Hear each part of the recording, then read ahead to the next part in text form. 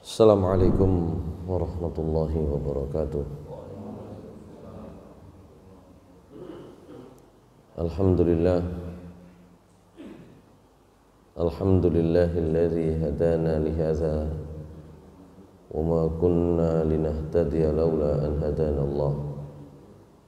Asyhadu an la ilaha illallah wahdahu la syarika lah wa asyhadu anna Muhammadan abduhu wa rasuluhu la nabiyya ba'dah. Allahumma salli wa sallim wa barik ala nabiyyina Muhammadin wa ala alihi wa sahbihi wa mawalah. Rabbi shrah li sadri wa yassir li amri wahlul 'uqdatam min lisani yafqahu qawli. Rabbi zidni ilma warzuqni fahma. Bi rahmatika ya arhamar rahimin. Amma ba'du fa ya ibadallah usikum wa iyaya bitaqwallah faqad fazal muttaqun. Qala Allah ta'ala fi kitabihil karim a'udzu billahi minasy syaithanir rajim. Bismillahirrahmanirrahim. Ya ayyuhallazina amanu taqullaha wa qulu qawlan sadida yuslih lakum a'malakum wa yaghfir lakum dhunubakum. Wa man yuti'illaha wa rasulahu faqad faza fawzan 'azima. Shadaqallahul 'azim. Masyaallah muslimin, jamaah salat subuh di Masjid Al-Mahdi Perumtastika Tulangan yang mulia Allah Subhanahu wa taala. Pertama, marilah kita bersyukur kepada Allah Subhanahu wa taala bahwa sampai pagi hari ini kita masih diberikan oleh Allah Subhanahu wa taala nikmat bangun dari tidur kita dan kemudian nikmat-nikmat lain yang tidak bisa kita hitung satu persatu. Salawat serta salam mudah-mudahan tetap tercurah kepada Nabi Muhammad sallallahu alaihi wasallam, pada keluarga beliau, sahabat-sahabat beliau dan orang-orang yang mengikuti beliau hingga hari akhir nanti. Masyaallah muslimin rahimakumullah. Kajian kita di Surah Al-Baqarah sampai ayat 116 dan 117 insyaallah. Di ayat sebelumnya kita bicara tentang kiblat. Kita bicara tentang bagaimana respon orang-orang Yahudi menyikapi kiblatnya kaum muslimin. Nah, saat ini kita bicara tentang bagaimana Allah Subhanahu wa taala menjawab dugaan-dugaan orang Nasrani, termasuk juga orang Yahudi dan mereka siapa saja yang menyekutukan Allah Subhanahu wa taala, yang berbuat syirik. Di ayat-ayat sebelumnya kita bicara tentang bagaimana Allah Subhanahu wa taala membantah keyakinan-keyakinan orang Yahudi, keyakinan orang-orang Nasrani. Di ayat ini pun demikian. Ayat 16 dan 17 kita baca dulu. A'udzu billahi minasy syaithanir rajim. Bismillahirrahmanirrahim. Wa qalu ittakhadhallahu waladan subhanahu bal lahu ma fis samawati wal ardi kullun lahu qanitun badi'us samawati wal ardi wa idza qada amran fa innama yaqulu lahu kun fayakun.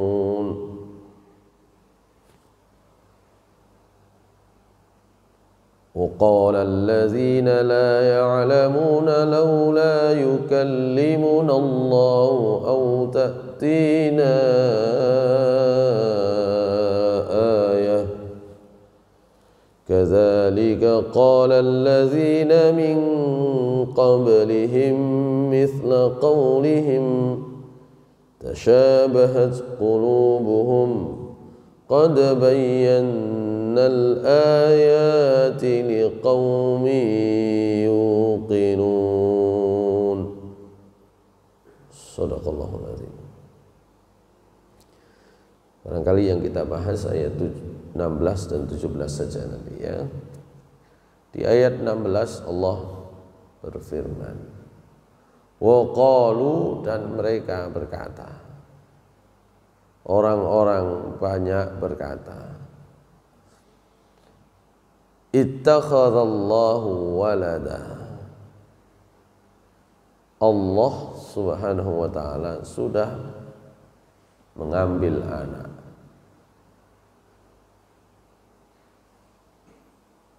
Menjadikan anak dalam makna memiliki anak. Subhanah, maha suci Allah dari ucapan yang seperti itu. Ballahu ma fis samawati wal ard.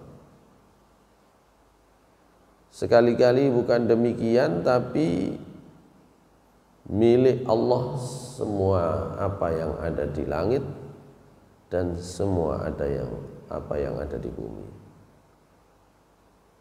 Milik Allah lah semua apa yang ada di langit dan di bumi. Kullun lahu qanitun, setiap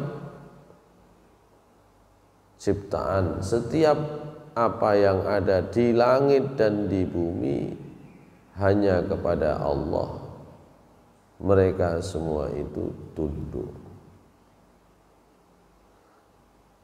Badi'us samawati wal ard, Allah yang menciptakan langit dan bumi, tentu saja dengan isinya. Wa idza qada amran fa innama yaqulu lahu kun fayakun. Dan apabila Allah sudah memutuskan, menginginkan suatu perkara, fa innama yaqulu lahu, maka sungguh Allah itu cukup berkata, hanya cukup berkata, kun fayakun, jadilah, maka satu perkara, sesuatu itu akan terjadi. Ma'asyiral muslimin rahimakumullah. Di dalam ayat ini Allah Subhanahu wa taala membantah ucapan-ucapan, omongan-omongan orang-orang yang meyakini bahwa Allah Subhanahu wa taala punya anak. Di antara anak-anak Allah itu ada nabi-nabi. Di antara anak Allah dalam keyakinan orang-orang yang sudah menyekutukan Allah, khususnya orang Nasrani, orang Yahudi, adalah para malaikat.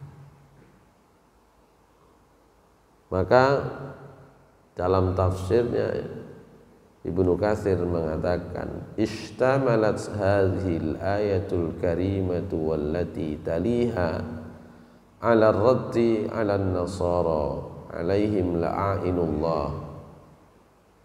Jadi ayat yang mulia ini termasuk ayat berikutnya, ayat 16 dan ayat 17, itu mengandung pengertian tentang bantahan terhadap orang-orang Nasrani.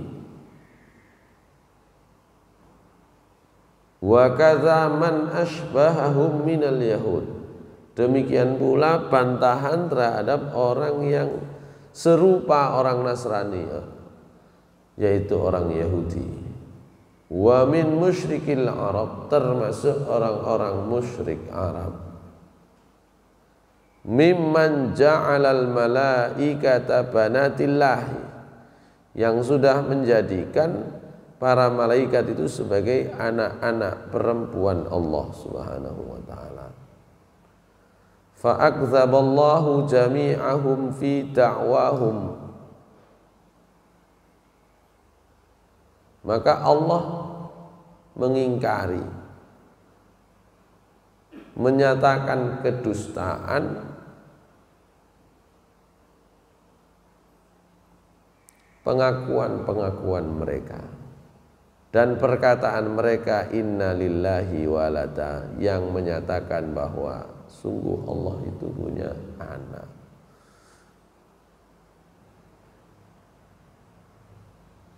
Karena itulah Allah Subhanahu wa taala berkata,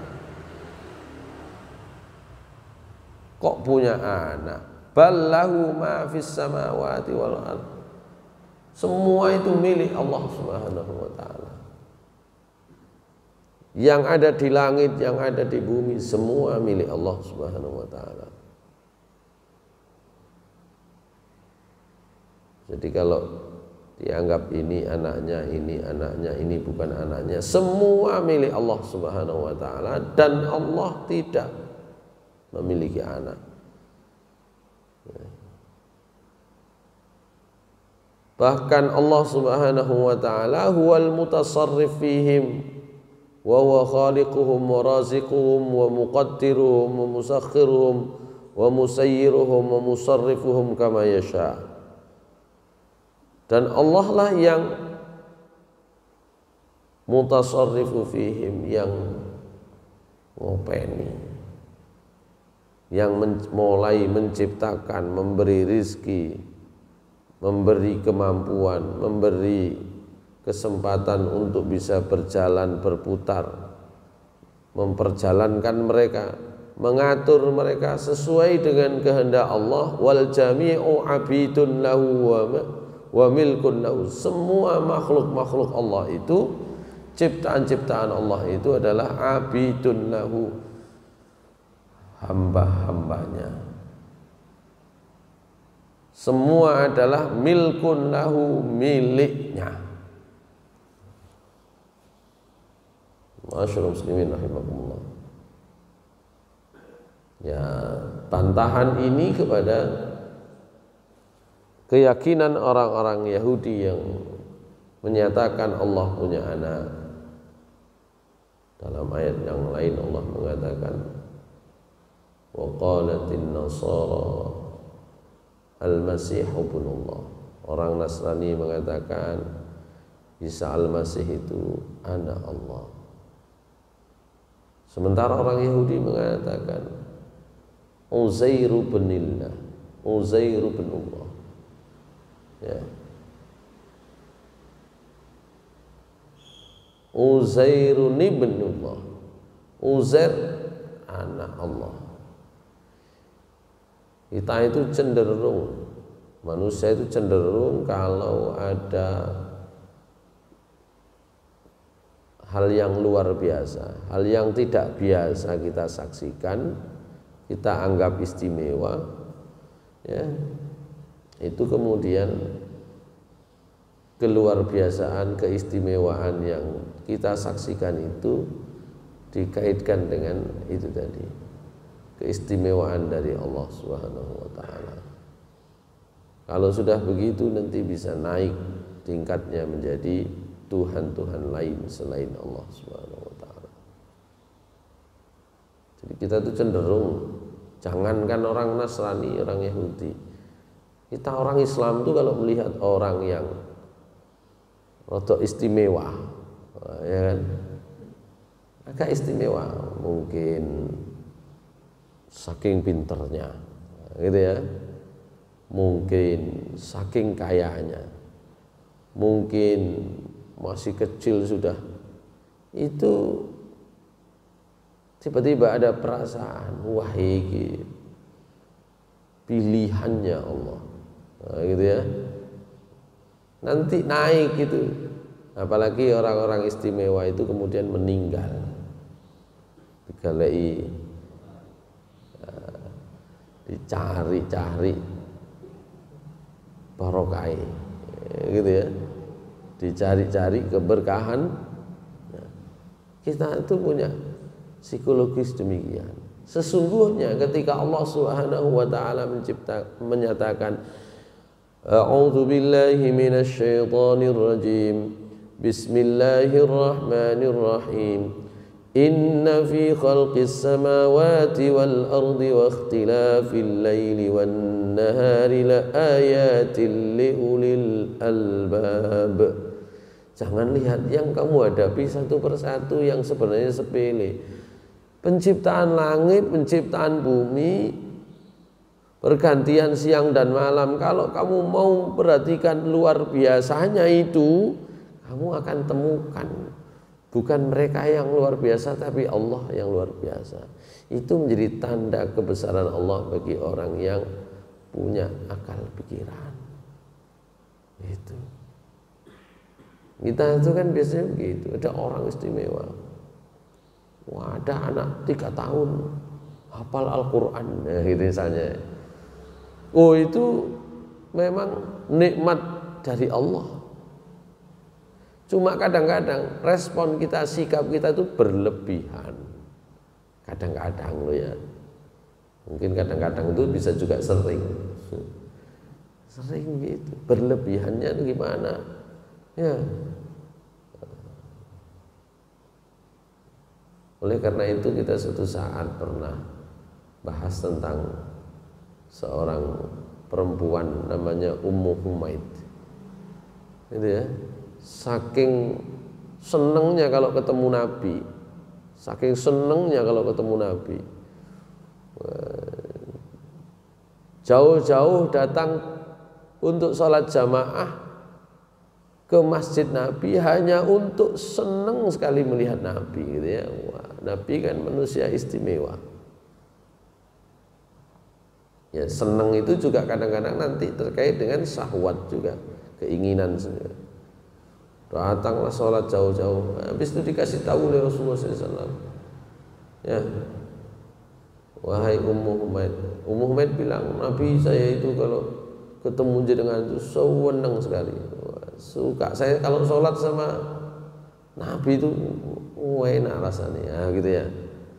Nah, sama Nabi dikatakan, ya, sungguh masjid, maaf, kamar tidurmu, ya, sholat di kamar tidurmu itu lebih baik, ya, daripada sampean sholat di masjid kaummu. Sampean sholat di masjid kaum lebih baik daripada sholat di masjid saya ini. Jadi kalau sudah ada kecenderungan berlebihan mengistimewakan sesuatu, mengistimewakan seseorang, mengistimewakan makhluk-makhluk Allah, sampai kemudian memiliki keyakinan yang dapat menjadikan makhluk-makhluk Allah itu sebagai sekutu Allah, maka Allah mengingatkan. Karena itu dalam surat Al-Baqarah nanti di ayat 165 kalau nggak salah, ya, yang tolong dibuka 165, Allah mengatakan, A'udzu billahi minasy syaithanir rajim. Bismillahirrahmanirrahim. Wa minan nasi man yattakhidhu min dunillahi andadan yuhibbunahum ka hubbillah walladzina amanu ashaddu hubban lillah. ولو يرى الذين ظلموا إذ يرون العذاب أن القوة لله جميعا وأن الله شديد العذاب. Apa artinya? Dan di antara manusia ada orang yang menyembah Tuhan selain Allah sebagai tandingan, dan mereka cintai seperti mencintai Allah. Adapun orang-orang yang beriman sangat besar cintanya kepada Allah. Sekiranya orang-orang yang berbuat zalim itu melihat ketika mereka melihat azab pada hari kiamat bahwa kekuatan itu semuanya milik Allah dan bahwa Allah sangat berat azabnya, niscaya mereka menyesal. Di antara manusia itu ada orang-orang yang menjadikan selain Allah sekutu-sekutu. Bagaimana bisa menjadikan selain Allah sekutu-sekutu? Yuhibbunahum kahubbillah. Mereka itu mencintai sesuatu itu seperti mencintai Allah. Jadi mencintai sesuatu kok kemudian itu sama saja dengan cintanya kepada Allah, itu saja sudah menyekutukan. Kadang-kadang ya, gara-gara mencintai burungnya. Nah, sekarang kan gitu ya, orang punya burung, melihara burung ya. Dan gara-gara itu kemudian Allah Subhanahu wa taala diduakan. Bagaimana diduakan? Waktunya menjalankan kewajiban lali, ya, wayai sholat lali. Itu menduakan Allah, menyekutukan Allah. Tidak perlu yang hebat-hebat. Orang itu kan terpesona dengan apa? Wah ini manu ini lewarang ini. Gara-gara hanya itu saja, sehari-hari yang diurusi itu saja, itu bisa jatuh pada menjadikan sekutu-sekutu selain Allah. Sederhana. Dan setiap kita itu punya potensi masing-masing siapa sekutu Allah Subhanahu wa taala bagi kita itu. Ada yang mencintai anaknya, membanggakan anaknya yang tidak proporsional, gitu ya. Nah, proporsional itu sampai kemudian melupakan itu semua adalah milik Allah Subhanahu wa taala, di bawah kekuasaan Allah. Yang memberi rizki adalah Allah, yang memberi mampu adalah Allah, yang memberi kekuatan adalah Allah Subhanahu wa taala. Lebih-lebih keyakinan orang Nasrani yang menganggap, meyakini Nabi Isa itu sebagai anak Allah. Kenapa? Lahir enggak pakai bapak. Nanti dijawab oleh Allah Subhanahu wa taala ya. Istimewa lahir enggak pakai bapak. Ya, Allah menjawab ya nanti itu dalam surat Ali Imran. Nanti kita bahas terkait dengan pembahasan ayat berikutnya, ayat 17. Itulah yang disebut dengan pengingkaran Allah Subhanahu wa taala terhadap keyakinan mereka.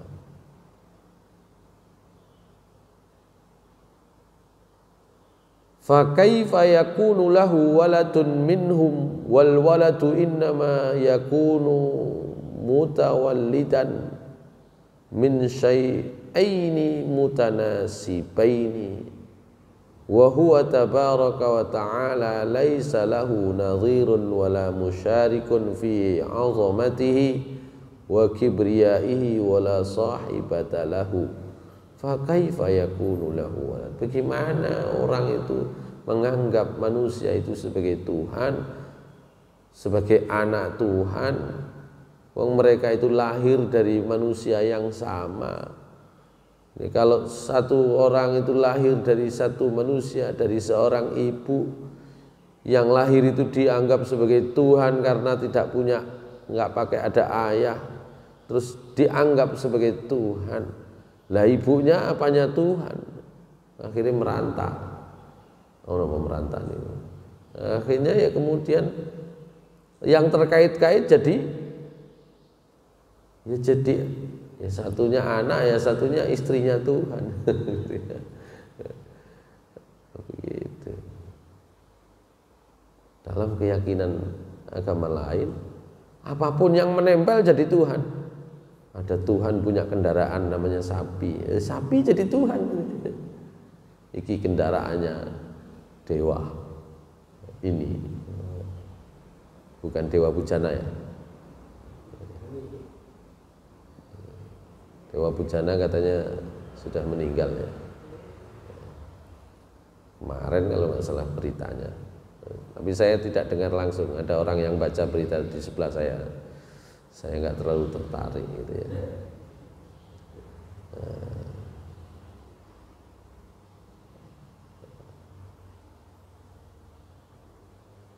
Kendaraan saja jadi Tuhan. Ya. Apapun yang melekat jadi Tuhan. Wah, repot nanti. Maka Allah menjawab di sini, ballahu ma fis samawati wal ardh. Bukan semuanya milik Allah. Yang ada di langit, yang ada di bumi. Oleh karena itu Allah tuh nggak ada pembandingnya, nggak ada sekutunya. Apakah itu dalam keagungan Allah, dalam kebesaran Allah?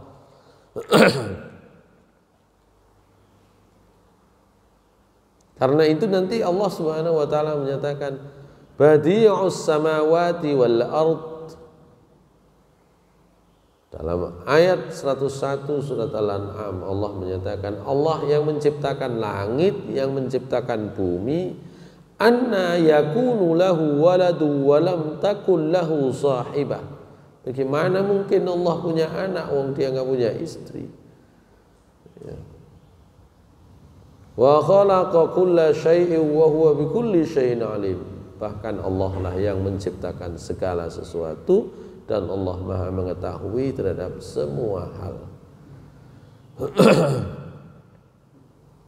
Karena itu di dalam surat Maryam ayat 88 sampai 95 Allah mengungkapkannya dalam bahasa yang bersajak. Ciri keistimewaan Al-Quran itu bahasanya bersajak, berirama. Bismillahirrahmanirrahim. Wa qalu ittakhadallahu walada laqad ji'tum syai'an idda. Takadu as-samawati yatafattarna minhu wa tanshaqqul ardu wa takhirrul jibalu hatta an da'u lirrahmani walada wa ma yanbaghi lirrahmani an yattakhidha walada. In kullu man fis samawati wal ardi illa atir rahmani abda.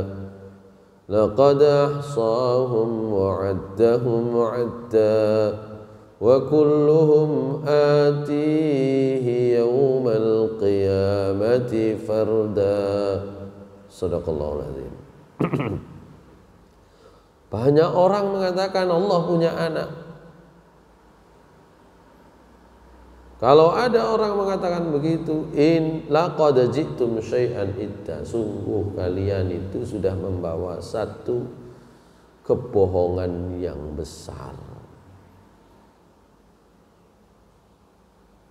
Saking besarnya kebohongan itu digambarkan oleh Allah, takadus samawatu yatafattarna minhu wa tanshaqqul ardu wa takhirrul jibalu hadda. Saking bohongnya itu kalau mau digambarkan oleh Allah, kebohongan yang besar orang mengatakan Allah punya anak itu langit, bumi, gunung itu serasa hancur, runtuh saking bohongnya.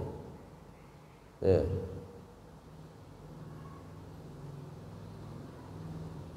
Kenapa? Karena mereka menyebut, mengaku, mengatakan Allah punya anak dan Allah sama sekali tidak perlu anak itu. Karena apa? Tidaklah sesuatu pun baik di langit, di bumi kecuali akan datang kepada Allah sebagai hamba, sebagai abda. Masyaallah muslimin rahimakumullah. Jadi ini sebenarnya juga peringatan. Ini kan orang kalau mengatakan secara terang-terangan Allah punya anak, tapi kalau secara samar itu juga menyinggung kita orang Islam kalau sampai menduakan Allah Subhanahu wa taala. Kewajiban kita itu kan mentauhidkan. Walaqad ba'atsna fi kulli ummatin rasulan an i'budullaha wajtanibut taghut faminhum man hadallah wa minhum man haqqat 'alaihimud dhalalah. wa minhum man haqqat 'alaihi ad-dhalalah qul siru fil ardi fanzuru kaifa kana 'aqibatul mukadzibin. Kewajiban kita karena risalah para nabi dan rasul itu semuanya adalah mentauhidkan Allah. Mentauhidkan itu sering saya katakan mengesahkan itu menomorsatukan. Nah, kalau sudah menomorsatukan itu kewajiban kita, maka saat menduakan itu saja sudah dekat ya.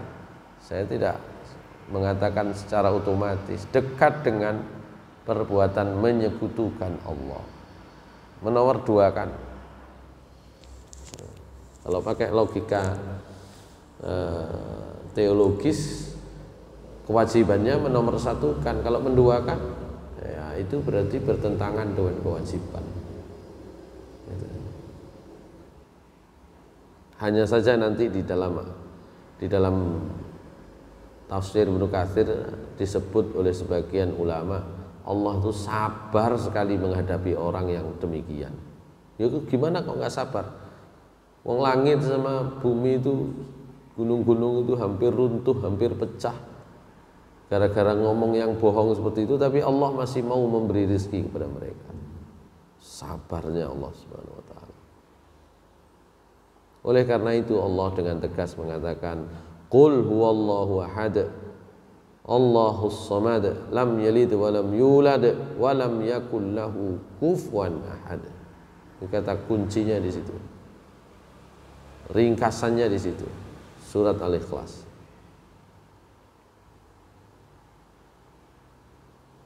Oleh karena itu kata Ibnu Katsir, faqarrara ta'ala fi hadhil ayatil karimati annahu sayyidul azim alladzina la nadhira lahu wa la syabiha lahu wa anna jami'al asya'i ghairuhu makhluqatun lahu. Mohon maaf. Alhamdulillah. Fa kaifa yakunu lahu minha waladan wa li hadza qala al-Bukhari fi tafsir hadhihi al-ayati min al-Baqarah akhbarana Abu al-Yaman akhbarana Shu'aib an Abdullah ibn Abi Husain haddatsana Nafi' ibn Jubair huwa ibnu Mut'am an ibni Abbas an Nabi sallallahu alaihi wasallam qala Allah ta'ala kazzabani ibnu Adam wa lam yakun lahu dzalik wa syatamani wa lam yakun lahu dzalik fa amma takdzibuhu iyaya fayas'umu anni la aqdiru an u'itahu kama kan wa amma syatmuhu iyaya fa qawluhu li walad fa subhani an attakhidha sahibatan aw walada. Ada sebuah riwayat dari Ibnu Abbas, Nabi SAW pernah bersabda, Allah berfirman, itu namanya hadis qudsi, anak Adam manusia itu sudah mendustakan saya ya. Tidak sepantasnya dia melakukan hal itu. Wa syatamani, dia sudah mencela, mengolok-olok saya. Walam yakun lahu dzalika, tidak semestinya dia melakukan hal itu. Fa amma takdzibu, dustanya dia itu tentang aku, kata Allah Subhanahu wa taala, adalah fayas'umu anni la aqdiru an u'idahu kama kan, bahwa saya tidak mampu untuk mengembalikan manusia sebagaimana keadaannya saat ini ketika nanti di akhirat.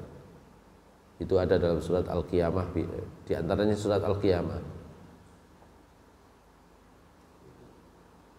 Dalam surat Al-Qiyamah itu ya,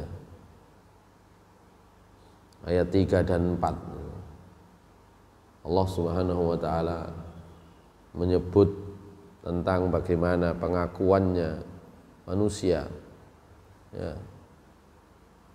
Bagaimana manusia itu menyebut tentang Allah yang tidak sepantasnya ya. Manusia sebagiannya meyakini bahwa Allah Subhanahu wa taala tidak bisa mengembalikan kita seperti saat ini ketika nanti sudah meninggal. Bismillahirrahmanirrahim. La uqsimu biyaumil qiyamah wa la uqsimu bin nafsil lawwamah ayahsabul insanu an lan najma'a idhamah bala qadirina ala an nusawwiya bananah. Orang itu akan berargumen, bagaimana mungkin, sudah hancur tulang belulang, sudah ya, campur berserakan di tanah, kalau sudah dimakamkan terus campur, tulangnya ini ditumpuk lagi banyak. Kita akan berpikirnya begitu, ya apa caranya? Allah kemudian mengatakan, bala qadirina ala an nusawwiya banana. Enggak begitu. Bahkan kami mampu, kata Allah, untuk menyusun kembali jari jemarinya. Itu di kalangan ilmuwan muslim menjadi dalil, menjadi bukti ya, bahwa Al-Quran justru relevan, sinkron dengan penemuan ilmiah. Nggak akan tertukar setiap orang itu, karena jari jemari orang itu punya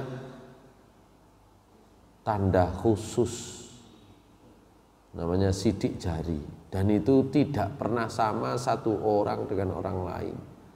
Orang mengatakan, ya apa campur, bahkan orang sekarang dengan ilmunya, jasad yang sudah campur itu, potongan-potongan tubuh, ya apa caranya, kecelakaan besar pesawat misalnya ya, ditemukan potongan tubuh, gimana caranya? Salah satu metodenya dengan mengetahui sidik jari, salah satunya saja ya. Tapi Allah di sini sudah mengatakan demikian. Itu dalam kajian ilmiah, wah itu Al-Quran. Luar biasa. Allah sudah memberi isyarat itu sangat lama, jauh sebelum ilmu-ilmu itu ditemukan. Ya, penemuan-penemuan ilmiah sebelum ada itu Allah sudah mengatakan demikian. Nah, gitu.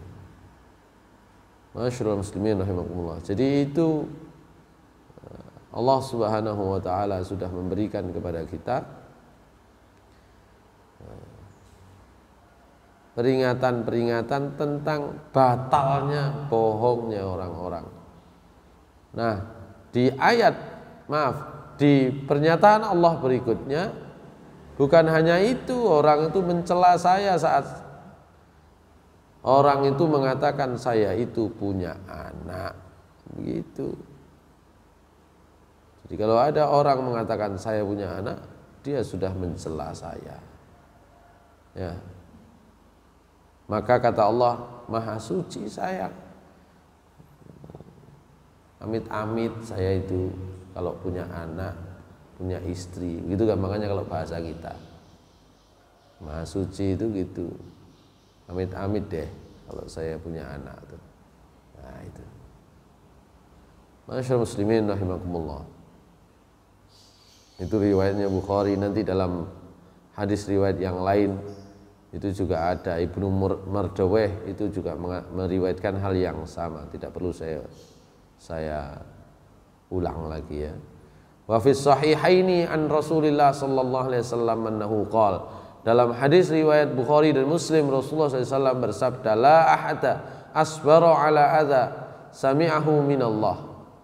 Enggak ada orang, enggak ada sesuatu pun yang lebih tahan, yang lebih sabar dari gangguan, dari olok-olokan, dari omongan yang enggak benar yang didengarnya, minallah, melebihi Allah. Innahum yaj'aluna lahu walada, karena orang banyak menjadikan Allah itu punya anak, wa huwa yarzuquhum wa yu'afihim, tapi Allah masih memberi rizki, masih memaafkan. Ya. Oleh karena itu Allah mengatakan kullul lahu qanitun. Bukan hanya menciptakan langit dan bumi, kullul lahu qanitun. Semua apa yang ada di muka bumi ini, setiap mereka itu akan tunduk kepada Allah Subhanahu wa taala. Masyaallah muslimin rahimakumullah.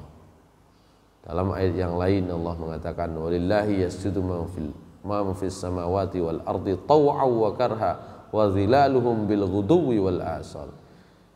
Tunduk kepada Allah, sujud kepada Allah. Apapun yang ada di langit, siapapun yang ada di langit, siapapun yang ada di bumi, taw'an au karha. Taw'an wa karha dalam surat Ar-Ra'd ayat 15. Taw'an wa karha. Baik itu secara sukarela maupun secara terpaksa. Itu sujud semua. Kenapa disebut ada sukarela, ada terpaksa? Kalau makhluk-makhluk Allah yang lain seperti gunung, seperti bumi, seperti langit itu tunduk secara sukarela. Kalau manusia ada yang sukarela, ada yang terpaksa. Kalau kita mau sujud menjalankan perintah Allah, kita sujud kepada Allah secara sukarela. Kalaupun ada orang yang tidak mau sujud kepada Allah Subhanahu wa taala secara sukarela, dia tetap sujud kepada Allah secara terpaksa. Rambutnya terpaksa putih. Nggih. Nah, ono sapa sing kepengin nglawan itu? Oke, sampean enggak mau tunduk kepada saya secara terpaksa, tapi rambutmu tunduk secara terpaksa. Yang sukarela kan, sukarela dan tidak itu kan di sini, hati manusia. Tapi kalau tubuhnya, jasadnya, jasmaninya semuanya tunduk. Kalau hatinya nggak mau berarti yes bisa dikatakan jasadnya terpaksalah katakan, tetap tunduk. Wong wajah koyok ngene terpaksa kok. Nek ngoco kan ngono nggih. Aku kok gak koyok iki ya ganteng titik. Iku sajane ya terpaksa sampean niku.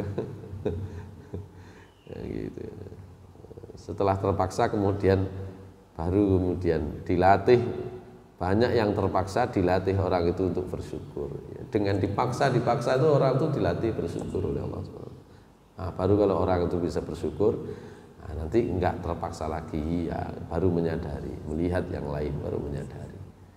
Bahkan di ayat 15 surat Ar-Ra'd Allah mengatakan wa zilaluhum bil ghuduwi wal asal. Gak usah manusianya, bayangannya pun terpaksa ikut kepada Allah. Nah, seono sampean melaku bayangane jalan sendiri ada enggak ono. Katut terpaksa semuanya. Baik.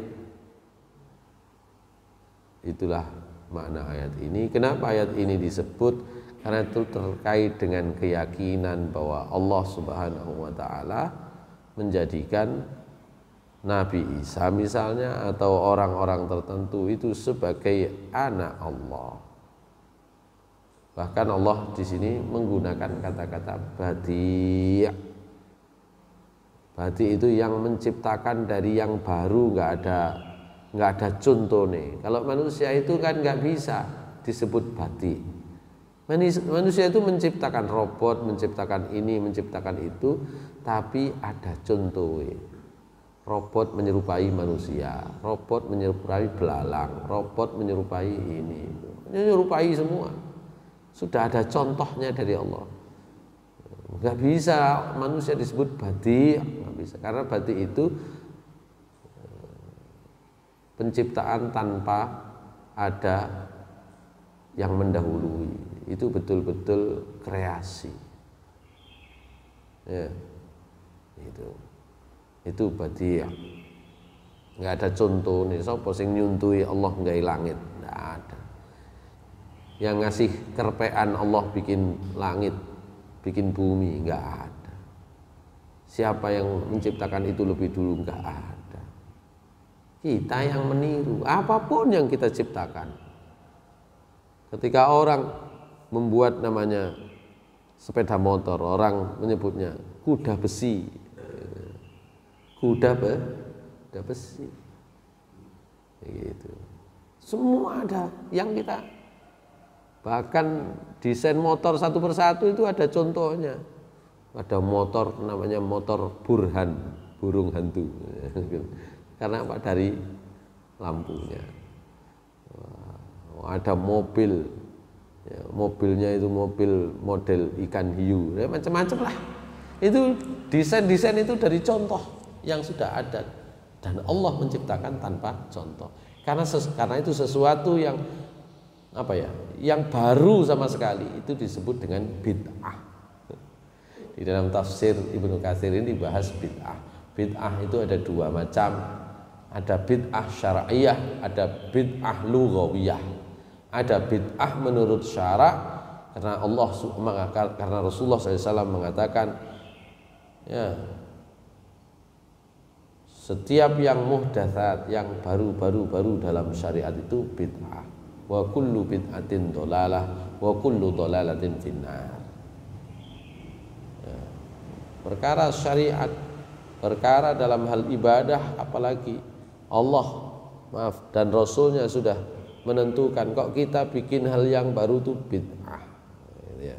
Baru sama sekali itu bid'ah. Itu bid'ah syar'iyah. Maaf, bid'ah syar'iyah itu maksudnya bid'ah yang menurut syarak, bukan bid'ah yang boleh menurut syarak. Bid'ah yang menurut agama itu yang memang tidak boleh dilakukan sama sekali, terutama dalam persoalan ibadah, ya. Tapi ada bid'ah itu yang lughawiyah, seperti omongannya Umar ketika sudah ngatur minta Ubay bin Ka'ab ngimami orang-orang sholat berjamaah ketika qiyamu Ramadan. Terus Umar ngomong, nikmatil bid'atu hadhihi, api-api bid'ah itu ya iki, gitu ya. Itu bid'ah, kata Ibnu Katsir, itu bid'ah secara bahasa. Karena sungguhnya sholat malam berjamaah sudah pernah ada pada masa Rasulullah SAW, tapi tidak dibiasakan setiap hari begitu. Rasulullah SAW sendiri itu membatasi dalam 2 malam saja. Setelah itu nggak keluar, khawatir sholat malam itu diwajibkan, gitu ya. Itu kata Ibnu Katsir contohnya bid'ah yang secara bahasa. Allah menggunakan kata badi' menunjukkan Allah itu menciptakan yang baru. Maka kalau ada yang meyakini Nabi Isa alaihissalam itu Tuhan gara-gara dia dilahirkan dengan proses yang berbeda dengan manusia yang lain, Allah sampai mengatakan itu ciptaan Allah. Badi'us samawati wal ardh. Allah yang menciptakan langit dan bumi, termasuk itu. Maka Allah mengatakan dalam surat Ali Imran, inna mathala Isa indallahi kamathali Adam khalaqahu min turab. Ya, wa idza qada amran fa innama yaqulu lahu kun fayakun. Ya. Itu Allah Subhanahu wa taala mengatakan demikian. Hadirin sekalian yang dimuliakan Allah Subhanahu wa taala, itu yang kita bisa bahas dalam kajian pagi ini. Allah membantah, ya, kalau cuma begitu saja Nabi Isa, Nabi Adam itu nggak pakai bapak, nggak pakai ibu, nggak jadi Tuhan, kenapa? Gitu kan? Logika yang sudah diberikan oleh Allah itu menjawab semua keyakinan yang batil, yang salah. Nabi Isa nggak punya bapak, lahir tanpa ayah, itu sudah diangkat derajatnya sebagai Tuhan. Nggak pernah Nabi Adam itu naik derajatnya sebagai Tuhan. Allah menciptakannya tanpa sesuatu pun, dan itu di depan mata kita. Gitu ya. Nanti ketika Allah menjawab, kan ada orang sekarang, Muhammad itu Nabi bujuan, kan gitu ya. Kan gitu ya. Duwe anak, ya gak istimewa, gitu ya. Padahal Allah nanti mengatakan, kalau Nabi Muhammad punya istri, punya anak, nabi-nabi sebelum Nabi Muhammad itu ya sama. Kalau contohnya adalah Nabi Isa, nabi yang istimewa, dan bahkan diangkat sebagai Tuhan derajatnya. Loh, mereka kok gak bahas Nabi Sulaiman bojone 700. No. Sing dibuli Nabi Muhammad. Kenapa Nabi Muhammad? Karena yang disampaikan oleh Nabi Muhammad bertentangan dengan apa yang mereka sedang pikirkan dan mereka yakini. Padahal kalau mau contoh nabi-nabi yang lain, nabi poligami diukur saiki. Nabi-nabi yang sebelum Nabi Muhammad, sebelum Nabi Isa, semua perlu punya istri lebih dari satu. Gak tahu dibahas. Nabi Ibrahim begitu, Nabi Musa juga begitu. Apalagi tadi Nabi Sulaiman. Gak tahu dibahas. Yang dibahas Nabi Muhammad. Karena apa? Benci saja. Alasannya gak masuk akal. Nah, tentang Nabi Isa naik pangkat menjadi anak Tuhan, itu Allah menjawab. Allah menciptakan memang tanpa contoh sebelumnya. Karena Allah Subhanahu wa taala itu cukup mengatakan wa idza qada amran fa inna ma yaqulu lahu kun fayakun. Aqulu qouli hadza astaghfirullah li wa lakum. Assalamualaikum warahmatullahi wabarakatuh.